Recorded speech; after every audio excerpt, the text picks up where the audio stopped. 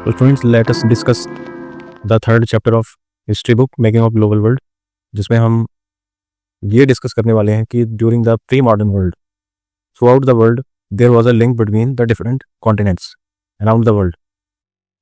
तो making of global world में हम ये समझने वाले हैं कि ये दुनिया आपस में जुड़ी कैसे during the pre modern era, यानी आज के जिस युग में हम जी रहे हैं, इस मॉडर्न वर्ल्ड में हम रह रहे हैं, इससे पहले का जो समय था, प्री मॉडर्न वर्ल्ड था, यानी वो टाइम पीरियड अप टू जो 15th सेंचुरी तक हम कह सकते हैं, या इंडस्ट्रियलाइजेशन से पहले का जो टाइम पीरियड है।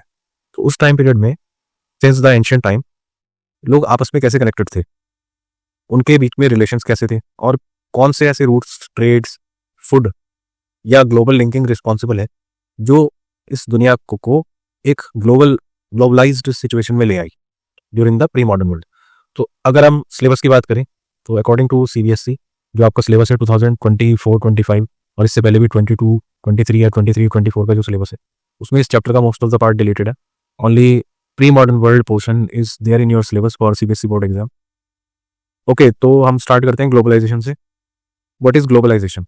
तो ग्लोबलाइजेशन का जो मीनिंग है वो एक्चुअली ये होता है कि due to increase in trade, exchange of culture and spread of production around the world, there is a interlinking between different countries around the world।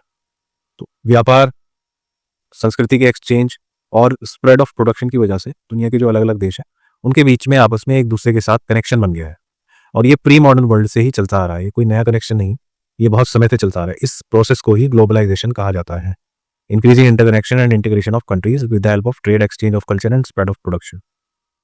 तो अगर हम आपके making of global world chapter की बात करें तो इस चैप्टर में बेसिकली 4 टॉपिक्स हैं जो आपको स्टडी करने हैं। इन pre modern world the people were connected with each other in the scenario of this chapter. The first part is global interlinking, कैसे दुनिया आपस में कनेक्टेड थी, क्या रीजन थे कि लोग आपस में जुड़े हुए थे, why the people around the world were connected with each other. Number 2, silk route link the world. Silk route एक एग्जाम्पल आपको बताया है कि कैसे ग्लोबल इंटरलिंक था बिटवीन द डिफरेंट कॉन्टिनेंट्स। हम इसमें कॉन्टिनेंट्स को यूज करें तो बेहतर होगा। नंबर 3, फूड ट्रेवल्स, फूड एक माध्यम बना कल्चर एक्सचेंज का through out the world. And conquest, disease and trade, बीमारियां, व्यापार और दूसरे एरियाज पर कब्जा करने, हथियाने और उनका कॉन्क्वेस्ट करने के जो इरादे थे स्पेशली ड्यूरिंग कॉलोनियल एरा, उसको भी हम समझेंगे इस चैप्टर में। तो बेसिकली हमें ये समझना है कि ये जो प्री मॉडर्न एरा है इसमें through out the world how the people were connected across different continent. इस टॉपिक को एक्सप्लेन करने के लिए जो आपको सबसे पहली हेडिंग गिवन है वो है ग्लोबल इंटरलिंक। तो ये दुनिया आपस में एक दूसरे के साथ जुड़ी कैसे, तो उसके जो बेसिक रीजन है वो ये है कि travellers, traders, priest, pilgrims travelled vast distances. व्यापारी, संत महात्मा और दूसरे लोग जैसे स्टूडेंट्स वो एक से दूसरे प्लेसेस पर ट्रैवल किया करते थे, लंबे लंबे डिस्टेंसेस। अब वो क्यों ट्रैवल करते थे? तो उसका रीजन था टू गेट नॉलेज या जॉब अपॉर्चुनिटी या रिलीजियस पर्पस, या फिर सजा से बचने के लिए वो एक से दूसरे कंट्री में भाग जाया करते थे तो एस्केप परसिक्यूशन। अब इसका एक एग्जांपल जो आपके NCERT में गिवन है वो है इंडस वैली का ट्रेड विद वेस्ट एशिया। और जिनका ट्रेड या जिनका एक्सचेंज होता था वो चीजें थी आपकी goods, money, silk, ideas, knowledge और डिजीज, यानी सामान, मुद्रा, पैसे, सिल्क, विचार, ज्ञान, इसके अलावा बीमारियां। तो लोग अपने साथ जब एक से दूसरे प्लेस पर ट्रैवल करेंगे तो साथ में ये सब चीज़ें भी लेकर जाएंगे क्योंकि ये एसेंशियल है, और कुछ चीज़ें ऐसी हैं जो साथ में चली जाती हैं जैसे डिजीज। तो इन सब का हम इम्पैक्ट देखेंगे इस चैप्टर में। Now let us discuss the first and the most important topic of this chapter making of global world, जिसके थ्रू आपको ग्लोबल इंटरलिंकिंग को एक्सप्लेन किया गया है। उसको हम कहते हैं silk route. So according to historians silk road was basically a collection of different routes which connect the 3 continents with each other, that is Europe, Asia and Africa. तो silk road basically एक collection of roots था जो कि 3 continents Europe, Asia और Africa को आपस में connect करता था। तो सिल्क रोड एक बहुत अच्छा एग्जांपल है प्री मॉडर्न वर्ल्ड ट्रेड का, यानी मॉडर्न वर्ल्ड से पहले जो अलग अलग कॉन्टिनेंट्स हैं उनके बीच में जो ट्रेड होता था उसका one of the best example है सिल्क रूट। अब सिल्क रूट कैसे एक बेस्ट एग्जांपल है? तो this trade route linked Asia, Europe and north Africa. ये टोटल 3 बड़े कॉन्टिनेंट्स को आपस में कनेक्ट करता था। तो इसमें जो गुड्स थे वो ट्रेडर्स अपने साथ लेकर जाया करते थे और एक्सचेंज में उनको गोल्ड एंड सिल्वर मिलता था यूरोपियंस से। तो इंडिया एंड एशिया से जो ट्रेडर्स थे वो अपने प्रोडक्ट्स को यूरोप में सेल करते थे और रिटर्न में उनको गोल्ड एंड सिल्वर मिलता था। इस रूट को सिल्क रूट कहने का ये रीजन है कि trade of silk cargoes through this route, इस रूट से कंटिन्यूसली सिल्क कार्गोज का ट्रांसफर होता था और यूरोपियंस इसको बहुत ज़्यादा यूज़ करते थे। अब ये जो ट्रेड रूट है सिल्क रूट, ये इसलिए भी इंपॉर्टेंट है क्योंकि इसका एक रिलीजियस पर्सपेक्टिव है। Christian missionaries travelled through this route and Buddhism from India spread in different parts of the world.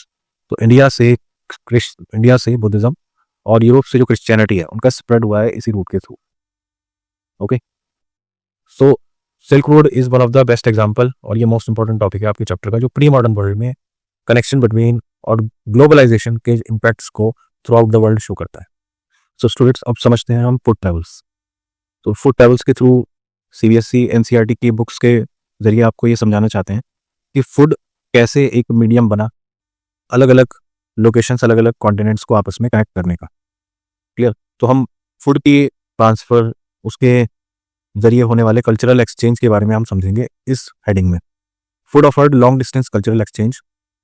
तो खाना पीने का जो हमारा कल्चर है वो लंबी दूरी तक जब लोगों ने ट्रैवल किया, ट्रेडर्स ने एक से दूसरी जगह ट्रैवल किया, तो उसने आपस में जो फूड कल्चर था उसको भी इंटरमिक्स किया एक दूसरे के साथ। अब इसमें कुछ एग्जांपल्स हैं आपकी NCERT में जो गिवन है, but before studying those examples let us discuss some of the important food which we are using these days. So everybody knows cauliflower, brinjal and potato, tomato.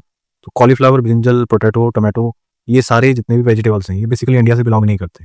ये या तो कॉलोनियल पीरियड में Britishers India लेकर आए, या Britishers से पहले traders और ट्रैवलर्स ये अपने साथ इंडिया लेकर आए। यानी इंडियंस को इन फूड के बारे में नॉलेज फॉरेन जो ट्रैवलर्स थे या कॉलोनियल पीरियड के दौरान जो यूरोपियंस इंडिया आए उनके थ्रू इनका इंट्रोडक्शन हुआ, इन वेजिटेबल्स का इंट्रोडक्शन इंडिया में हुआ, जो आज के टाइम में बहुत कॉमन है, जिसको हम डेली अपने फूड में यूज करते हैं। सो फूड एक long distance cultural exchange explain करने का माध्यम है, इसीलिए फूड ट्रैवल से हेडिंग है आपके NCERT में। सो इसमें हम कुछ एग्जांपल्स डिस्कस करते हैं, जैसे for example European poors but better food and live longer with introduction of potato. तो जब पोटैटो का इंट्रोडक्शन हुआ यूरोप में, क्योंकि पोटैटो के इंट्रोडक्शन से पहले जो यूरोपियंस फूड यूज करते थे वो फूड जनरली या तो मीट होता था या दूसरे जो वेजिटेबल्स होते थे, but they were very costly. So European poors को जब यूरोप के गरीबों को एक बेहतर ऑप्शन मिल गया पोटैटो के फॉर्म में वेजिटेबल का, तो उनका लाइफ स्पैन बढ़ गया और उन्हें एक बेहतर फूड मिला, और वो बहुत बहुत ज़्यादा डिपेंडेंट हो गए थे पोटैटो पर। Noodles from China travelled to west and become spaghetti. तो चाइना का जो नूडल आज भी फेमस है, वो जब वेस्ट गया, स्पेशली यूरोपियन कंट्रीज में पहुंचा, तो आज उसको एक अलग नाम से जाना जाता है, जिसको हम स्पैगेटी कहते हैं। Hundreds in Ireland died of starvation when disease destroyed potato crop. अब आयरलैंड एक कंट्री है, एक आइलैंड कंट्री है, जिसमें पोटैटो पर लोग इतने ज़्यादा डिपेंडेंट हो गए थे कि जब वहाँ स्टारवेशन आया, पोटैटो की फसल खराब हो गई, तो लोग भूखमरी की वजह से मर गए, इतना वो पोटैटो पर डिपेंडेंट हो गए थे। क्लियर? अब लास्ट पॉइंट में आपको ये बनी, पोटैटो, टोमेटो एंड मेज reached Asia from America through Europe. Potato, tomato, मेज और दूसरी जो क्रॉप्स हैं वो अमेरिका और अफ्रीका जैसे कॉन्टिनेंट से यूरोपियंस एशिया में लेकर आए, या यूरोपियंस ने एशिया में उन्हें इंट्रोड्यूस किया। Now let us discuss the last topic of this chapter, conquest, disease and trade. Clear? आक्रमण, बीमारियां और व्यापार। तो हेडिंग का जो मीनिंग है उसको हम डिफरेंट पॉइंट्स की हेल्प से समझेंगे। Point number 1, European sailors discovered sea route to America and Asia. European sailors ने, यूरोपीय नाविकों ने एशिया से जाने वाले सी रूट्स डिस्कवर कर लिए जो यूरोप को कनेक्ट करते थे, और अमेरिका को डिस्कवर किया। और अमेरिका डिस्कवर होने के बाद उन्हें पता चला कि बहुत बड़ा लैंड है जिसके रिसोर्सेज को हम अपने बेनिफिट के लिए यूटिलाइज कर सकते हैं। Colonisation of America by Spain and पुर्तगाल through spread of disease small pox. हमने क्वेश्चन सीरीज में भी ये टॉपिक्स डिस्कस किए हैं, जो कि आप इस चैनल पर विजिट करके देख सकते हैं, कि अमेरिकन्स को एक बहुत बड़े डिजीज का सामना करना पड़ा उस टाइम के अकॉर्डिंग, जिसका नाम था स्मॉल पॉक्स। तो जब यूरोपियंस अमेरिका गए तो अपने साथ, क्योंकि जब इंसान जाता है तो अपने साथ अपना कल्चर, अपने फूड हैबिट्स, इवन डिजीज भी साथ में लेकर जाता है, इसलिए यहाँ पर एक डिजीज हेडिंग गिवन है जो कि इंपॉर्टेंट है। तो यूरोपियंस अपने साथ डिजीज भी ले गए, स्मॉल पॉक्स, और small pox without shooting the native American एक वेपन के तौर पर यूरोपियंस को आगे बढ़ाता गया। और क्योंकि अमेरिकन्स इम्यून नहीं थे स्मॉल पॉक्स के अगेंस्ट, तो इम्यूनिटी ना होने की वजह से बहुत सारे अमेरिकन्स की डेथ होती है स्मॉल पॉक्स स्प्रेड होने की वजह से। तो ये डेडली किलर साबित होता है। अब कुछ अफवाहें भी फैल जाती हैं कि अमेरिका में या उसके आसपास के एरियाज में बहुत बड़े गोल्ड के माइंस हैं। जैसे एक लेजेंड स्प्रेड होते हैं एक सिटी के बारे में, एल्डोराडो, जो कि गोल्ड सिटी है और वो साउथ अमेरिका में लाई करती है। तो बहुत सारे यूरोपियंस कंपनीज, ट्रेडर्स वो उसे सर्च करने में लग गए कि ऐसा कोई एरिया मिले जहाँ से हमें बहुत ज़्यादा गोल्ड एक्सट्रैक्ट करने में हेल्प मिल जाए और हम बहुत ज़्यादा रिच हो जाए। ये भी वन ऑफ द पार्ट है कॉलोनियल पीरियड का। Until 19th century, due to poverty and hunger as well as disease, thousands of Europeans fled to America. तो यूरोप में 19th सेंचुरी तक या उस टाइम पीरियड में बहुत ज़्यादा पॉवर्टी और हंगर स्प्रेड हो जाता है, जिसकी वजह से बहुत सारे लोग अमेरिका को एक लैंड ऑफ अपॉर्चुनिटी देखते हैं और वो अमेरिका शिफ्ट कर जाते हैं, अमेरिका मूव कर जाते हैं, क्योंकि वहाँ के नेटिव अमेरिकन को बहुत ज़्यादा नुकसान हुआ था इस कॉलोनियल एक्सपेंशन की वजह से। तो वो एरिया जब क्लीन करते हैं यूरोपियंस, तो उस एरिया में अपने लोग जाकर उनको स्टैब्लिश किया जाता है। Mining of precious metals from Peru and Mexico increase wealth of Europe. अब क्योंकि यूरोपियंस अलग अलग एरियाज पर कैप्चरिंग करते हैं, कोलोनाइजेशन करते हैं, एशिया यूरोप के जो लोग हैं, और एशिया पे कंट्रोल करते हैं, अफ्रीका पे कंट्रोल करते हैं, अमेरिका पे कंट्रोल करते हैं, तो वहाँ के जो रिसोर्सेज हैं, वहाँ के जो मेटल्स हैं, जो प्रीशियस मेटल्स हैं, स्पेशली पेरू एंड मैक्सिको जो कि अमेरिका में लाई करता है, उसको एक्सट्रैक्ट करने के बाद यूरोप में ले आते हैं और यूरोप की अपनी वेल्थ इंक्रीज करते हैं। So this was the last topic of your chapter number 3, making of global world. Now let us discuss some important notes about this chapter. Until 18th century, China and India were the richest in the world. 18वीं शताब्दी तक China और India ये दोनों richest country थे world की, और most of the trade India और China से होता था। दे डोमिनेट एशियन ट्रेड, एशिया में ट्रेड को डोमिनेट करते थे।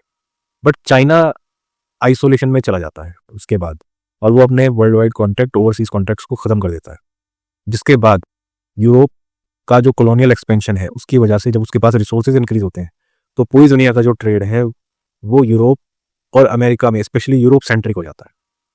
सो students, that's all about the third chapter, making of global world, from your history book. I hope आपको चैप्टर की बेसिक अंडरस्टैंडिंग हो गई होगी। तो हमने इसमें शॉर्ट में फ्लो चार्ट की हेल्प से चैप्टर को समझा है। So very soon I will take a detailed lecture from NCERT, जिसमें हम एनसीईआरटी की हेल्प से इस चैप्टर को समझेंगे। That's all from my side. Thank you very much.